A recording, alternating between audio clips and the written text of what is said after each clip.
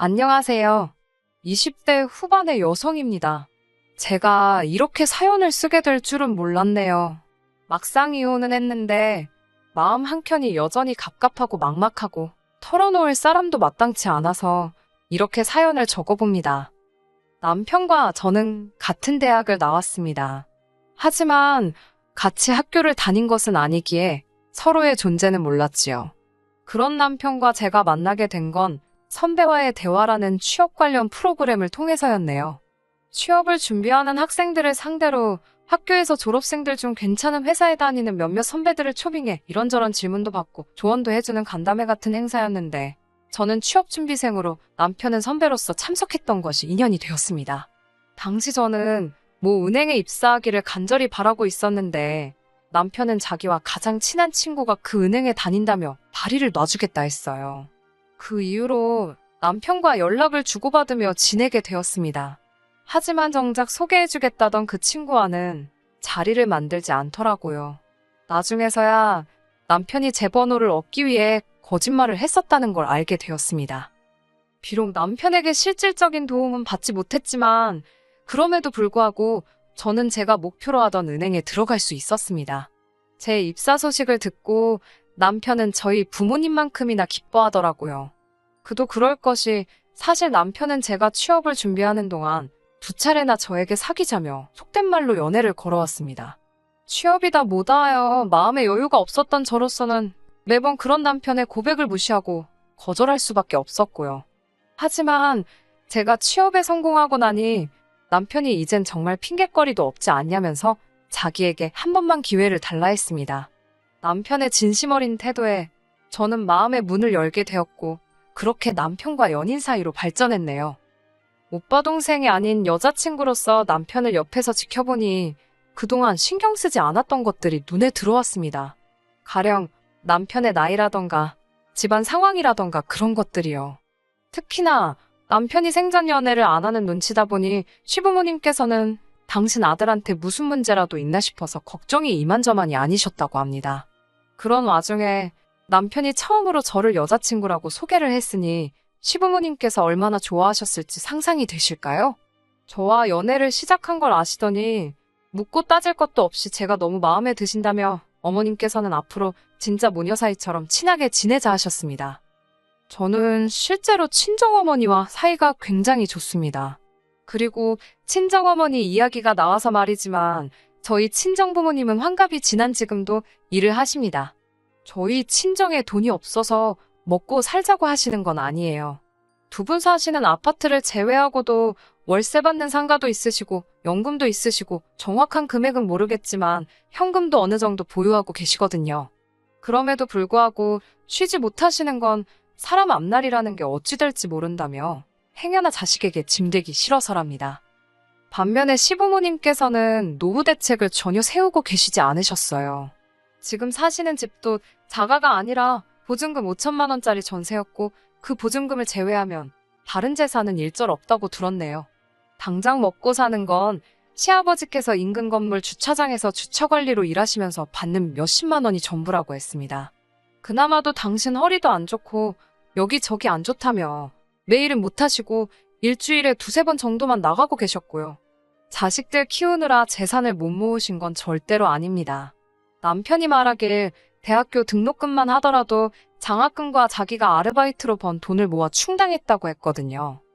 게다가 아버님은 젊은 시절부터 그렇게 주변 분들을 잘 믿으셨다고 들었습니다. 그래서 누가 사업하는데 투자하라 하면 빌려주고 떼이기가 일쑤였다네요. 못 받은 돈만 합쳐도 집 한 채는 거뜬히 살 거라는 남편의 자조적인 농담에 웃을 수도 없고 울을 수도 없었지요. 뿐만 아니라 남편이 고등학교에 들어가고 얼마 되지 않았을 때는 보증까지 서셨답니다. 그때만 해도 어머님도 죽기 살기로 보증만큼은 안 된다고 아버님을 말리셨대요. 하지만 남편의 표현을 빌자면 여자가 뭘 아냐고 어머님 말씀을 귓등으로도 안 들으시고 결국 당신 마음대로 하셨답니다. 진짜 문제는 사람이 화장실 가기 전이랑 가고 나서랑 마음이 다르다고 그 친구분은 결국 그대로 돈도 갚지 않고 잠적을 했고 피해는 고스란히 남편을 포함한 시댁 식구들이 있게 되었지요. 그나마 지금 살고 계신 집 한 채 지키고 계신 것도 용하다며 웃어버리는 남편을 보고 저 속이 말이 아니겠구나 싶었습니다. 그럼에도 불구하고 남편과 결혼을 했던 건 솔직히 몰랐습니다. 남편이 고의적으로 저를 속였다고 생각하고 싶지는 않습니다만 결혼 전에는 이렇게 시댁의 속사정을 속속들이 알 수가 없었습니다. 남편을 포함한 그 누구도 말해주지 않았으니까요. 결혼 후 시부모님을 직접 겪어보기 시작하면서 뭔가 이상하다는 낌새를 차린 제가 남편을 추궁하게 되었고 그때 비로소 앞서 언급한 사연들을 듣게 되었습니다. 처음엔 속아서 결혼했다 싶었고 너무 억울해서 남편에게 따지고 들었어요. 하지만 남편은 자기가 숨긴 사실은 없답니다. 다만 자세히 말하지 않았을 뿐이라고요. 실제로 남편이 저에게 말하기를 시부모님께서는 자가에 거주하고 계시고 아버님은 현역으로 일하고 계신다였습니다. 엄밀히 말하자면 남편 말대로 거짓말은 안 했던 거지요. 다만 충분히 설명하지 않았을 뿐. 하지만 그 모든 사실을 알게 되었을 땐 이미 혼인신고까지 마친 상황이었기 때문에 운명이라고 생각하고 받아들이려 했습니다. 또 한편으로는 시댁 상황과는 별개로 남편의 경제 개념에 어느 정도 믿음이 있었거든요. 혼자 힘으로 대학교도 나왔고 나름대로 안정적인 직장 생활을 하고 있었으니까요.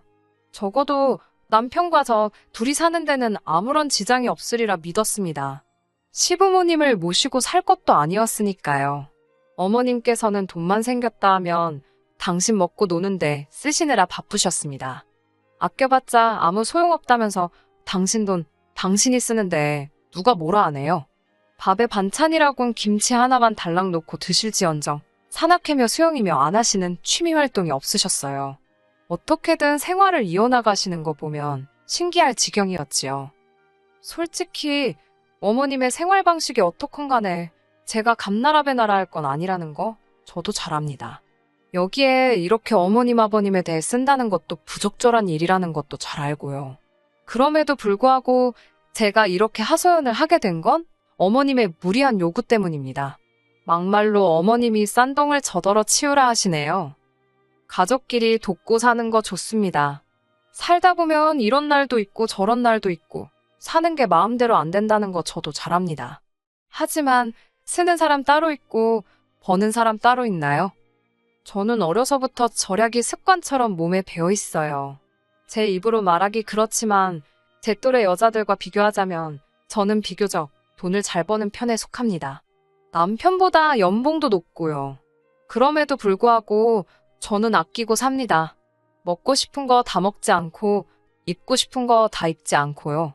솔직히 사람 일이라는 게 당장 내일 무슨 일이 생길지 아무도 모르잖아요.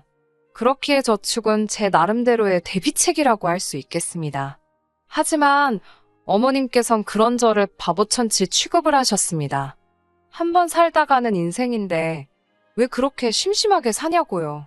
돈돈돈 하고 살다가 써보지도 못하고 죽는다며 농담을 가장한 악담을 하시기도 일쑤였습니다.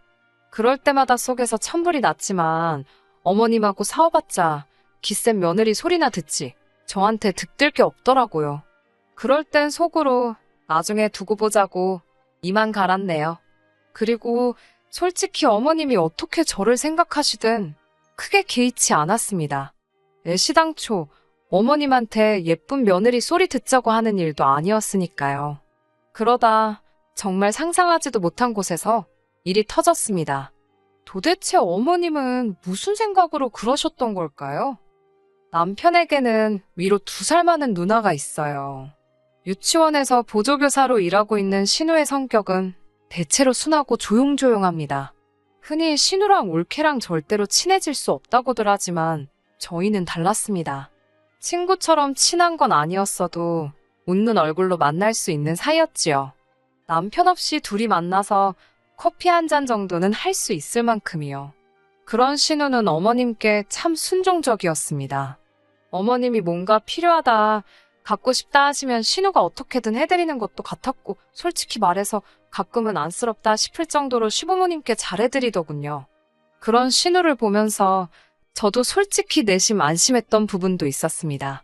이렇게 말해도 될지 모르겠지만 시부모님이 훗날 노후에 곤란을 겪게 되셔도 저희 부부가 오롯이 뒤집어 쓰는 일은 없겠구나. 그런 생각을 했었네요. 하지만 제가 한 가지 몰랐던 사실이 있었습니다. 남편도 몰랐던 눈치더군요. 그건 바로 신우가 자기 월급을 전부 시어머니께 맡기고 있었다는 거예요. 그걸 알게 된 건 몇 달 전 신우가 결혼 이야기를 꺼내면서였지요. 저를 포함해 그 누구도 신우에게 애인이 있다는 사실을 몰랐기에 신우가 결혼한다고 했을 땐 다들 깜짝 놀랐습니다. 하지만 어머님의 반응은 조금 달랐지요. 좋아하신다기보단 굉장히 당황하신 눈치였습니다. 그 이유를 알게 되기까지는 오랜 시간이 걸리지 않았습니다. 신우가 결혼 이야기를 꺼냈던 건 혼전 임신을 했기 때문이었어요. 애인과는 이미 결혼 이야기가 오가는 중에 신우가 임신을 했기 때문에 임신 자체가 크게 문제가 되지도 않는 것 같았고요. 신우 말이 남자 쪽에서 신부 배불러 오기 전에 식을 올려야 하지 않겠냐며 서두르자 했답니다. 신우도 마음이 초조했겠지요. 그래서 시어머니께 자기 통장 좀 보여달라고 했던 거고요. 이후로 자세한 내막까지는 제가 그 자리에 있지 않았기 때문에 모르지만 신우에게 전해 듣기로는 어머님이 신우 돈을 다 날리셨더랍니다. 딸 재산 불려준다고 주식을 하시거나 어디다 투자를 하신 것도 아니고 말 그대로 당신 놀고 먹는데 다 쓰셨더래요. 그러면서 어머님께서 신우에게 하신 말씀이 네가 엄마를 두고 이렇게 빨리 결혼한다 들 줄 몰랐다. 먹고 사는 게 힘드니 별 수 있냐. 일단 있는 돈부터 써야 하지 않겠냐. 신우 입장에서는 하늘이 노랗고 복장이 터질 만한 소리였지요. 그 이야기를 전하며 울먹이는 신우를 보고 있으니 마음이 너무 안 좋았습니다. 그간 도대체 무슨 수로 저렇게 먹고 노시나 했더니 그게 당신 딸 갉아먹고 계신 걸 줄이야. 누가 감히 상상이나 했겠어요? 아버님도 노발대발하시면서 저희 앞이라는 사실도 잊으셨는지 어머님더러 여편네가 노망이 났다고 가져다 쓸 돈이 없어서 딸 돈을 훔쳐다 썼냐며 온갖 욕을 퍼부으시더군요. 신우는 아무 말도 못하고 닭똥 같은 눈물만 흘리고 이를 어쩌면 좋냐면서요. 남편이 매형될 사람한테 솔직히 말해보는 게 어떻겠냐고 물으니 신우가 펄쩍 뛰었습니다. 남자 쪽에서 가뜩이나 가진 거 없는 친정이라고 자길 탐탁치 않아 하는데 어떻게 그런 소리를 하냐면서요. 며느리지만 제3자이기도 했던 제 입장에선 뭐라 할 말이 없었습니다. 남편에게 아버님이 과거에 얼마나 많은 실수를 하셨는지 다 들었지만 제가 이 집에 시집오고 나서는 솔직히 아버님은 크게 저희에게 피해준 건 없으세요. 저희도 아버님께 크게 도움드린 것도 없지만 그래도 이따금씩 저희가 용돈 얼마라도 드리면 굉장히 좋아하시고 잘 쓰겠다 하셨거든요. 먼저 얼마를 달라, 저걸 해달라 그런 요구는 안 하셨고요. 문제는 어머님이셨어요. 솔직히 하나도 불쌍하지 않았습니다. 어쩜 그렇게 생각이 없으셨을까 생각하면 한숨만 나오고 황당할 뿐이었습니다. 그런데 그 불똥이 저희한테 튈 거라곤 상상치도 못했네요. 한 일주일쯤 지났을 때였을까요. 시부모님의 호출로 온 가족이 다시 모이게 되었습니다. 어머님께서는 말도 안 되는 말씀을 하시더라고요. 저희더러 신우 결혼 비용을 대라셨습니다. 저는 저희 어머님이 그렇게 경우도 없으시고 억지 쓰기를 좋아하시는 분인지 그때 알았네요. 사람이 궁지에 몰리면 되는 게 없다더니 정말 제정신으로 말씀하시는 건가 싶더라고요. 어머님께 어머님이 다 탕진하신 신우 재산을 왜 저희더러 메꾸라는 거냐고 따지고 들었습니다. 이번만큼은 저도 제 목소리를 내야지 안 내면 큰일 나겠더군요. 남편도 어이없다는 듯 어머님께 그렇게는 못한다고 목에 핏대를 세우더라고요. 저희 결혼할 때 집 하는데 보태주신다고 그러셔서 그것만 믿고 직구했다가 잔금 못 치를 뻔한 거 저희 친정에서 도와주신 거 모르시냐고. 그거 지금 갚느라 저희도 여유 하나도 없다고 말 그대로 제가 다다다 쏟아냈습니다. 그리고 저희도 이제 슬슬 아이 갖고 자리 잡아야 하지 않겠냐고 저희는 못 도와드린다고 딱 잘라서 말했지요. 그러자 신우는 또 말없이 옆에서 흐느껴 울기만 하고 어머님은 저더러 독하다고 찔러도 피 한 방울 안 나올 거라면서 너 잘났다고 아이고 소리만 연발하시더군요. 이때만 해도 저는 남편도 저랑 같은 생각일 거라 믿었습니다. 옆에서 남편이 같이 화를 내는 걸 보고는 그래도 이 사람은 제정신이구나. 다행이다 싶었습니다. 그리고 그날 밤 남편이 저더러 술 한잔 하자면서 편의점에서 소주하고 맥주를 사오더군요. 본인도 이 상황이 얼마나 답답하겠나 싶어 그러자 했지요. 그런데 술이 몇 잔 들어가자 남편이 슬슬 헛소리를 하기 시작했습니다. 남편이 저더러 자기 누나가 몇 살인지 아냐면서 이미 노산이랍니다. 그렇지만 너는 젊잖아라면서 우리는 앞으로 기회가 있다며 혀꼬부라진 소리를 하더라고요. 이게 뭔 소린가, 무슨 기회가 있다는 건가? 마음 한켠에서 스멀스멀 안 좋은 예감이 들더라고요. 괜히 더 앉아있다가 서로 감정이나 상하겠다 싶어서 그만 마시고 들어가서 자라니까 자기 안 취했답니다. 그러면서 이번 한 번만 좀 도와달래대요. 뭘 도와주냐고 먹고 죽을래도 나도 돈이 없어 죽겠다고 소리를 빽 질렀습니다. 그러자 남편이 그러면 장인어른한테 손 좀 벌리면 안 되냐입니다. 저더러 너네 집 돈 많지 않냐면서 제발 가서 좀 빌려보랍니다. 미친 거 아니냐고 정신 차리라고 남편한테 소리를 지르니까 자기도 답답해서 그런답니다. 그러면서 계속 한다는 말이 유치원 보조교사에서 벌면 얼마나 버는지 저더러 아냐면서 하지만 너는 달라. 넌 능력 있는 여자야. 라며 아부 아닌 아부를 시전하더군요. 저는 됐다고 그딴 소리 하지도 말라고 했습니다. 그러자 남편이 작전을 바꾼 건지 악을 쓰면서 넌 우리 누나가 불쌍하지도 않냐? 우리 누나가 너한테 뭐 신우짓을 하길 했냐? 뭘 했냐? 그러면서 싸우자고 들더라고요. 제가 언제 신우가 저한테 못되게 해서 돈 못 해준댔나요? 사고 친 사람이 수습을 해야지 그걸 왜 나한테 난리냐고 저도 지지 않고 붙었습니다. 여차하면 경찰 부른다. 저 자식이 나한테 손찌검이라도 하면 나도 가만 안 있는다. 아주 각오를 하고 맞불을 놨네요. 그리고는 한 이틀이나 지났을까 남편이랑 말 한마디 안 하고 냉전 상태로 있는데 이번에는 또 어머님이 전화를 해오셨습니다. 얘기는 잘 해봤냐는 물음에 벌써 남편이 어머님과 내통을 하고 있다는 생각이 딱 들더군요. 무슨 말씀이신지 모르겠지만 돈 없다고 딱 잡아댔습니다. 그러자 어머님께선 한숨을 내쉬더니 그러면 예단이라도 해주게 1,000만 원만 달랍니다. 어이가 없어서 아들 장가갈 때는 이런 한 푼 안 해주시더니 어떻게 1,000만 원을 저한테 찾으시냐 그랬어요. 그러자 너는 신우가 혼전 임신까지 해서 아주 그 집에 기어 들어가면 좋겠냐입니다. 저는 신우한테는 유감이지만 어머님이 그렇게 만드신 거 아니냐고 되물었습니다.